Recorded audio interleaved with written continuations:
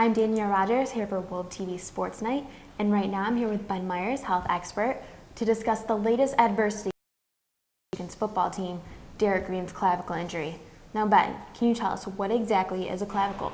Clavicle is a fancy term for your collarbone, and the collarbone connects to your chest, to your shoulder blade, and is really important for shoulder motility, which is why when Derrick Green got tackled by two players on a 21-yard run in the fourth quarter against Rutgers last game, two players fell on that, and that collarbone is kind of like a suspension on your car, like a twig broke.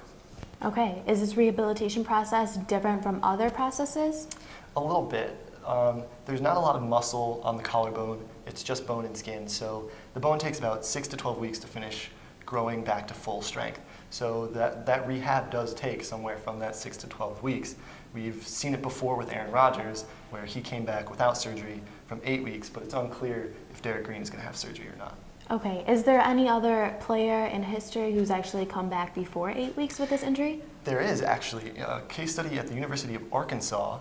They had a player who had surgery, and this case study decided that surgery might be a faster option for an expedited healing process, had surgery, and came back in 6 weeks.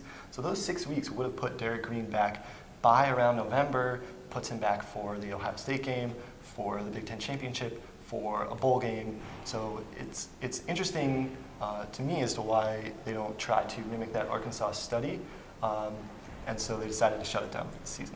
Why do you think specifically Michigan is not trying to speed up this recovery process for Derrick Green? Well, I think a little bit comes back to the Shane Morris incident. Because of player safety, I think the coaches are trying to really protect their players, and you don't want to re-injure a clavicle injury because it's going to be hard for him to come back from a re-injury because he needs that shoulder motility when he runs, and there are also a lot of really important blood vessels and nerves underneath your clavicle for your arm. So they don't want to hurt that, and I think that with a few losses already on the season, I think they're just being careful with Derrick Green because he was a 5-star running back coming in. Exactly, so I think having his safety come first is a major part.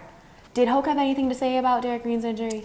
Of course, Hoke said that the team and he would miss Derrick, but that some of the younger guys and even some of the older guys like Justice Hayes would have to stand up. Okay, that sounds good. Thank you very much, Ben Meyers. Please stay updated with WOLV-TV Sportsnite for more updates on Derrick Green's injury.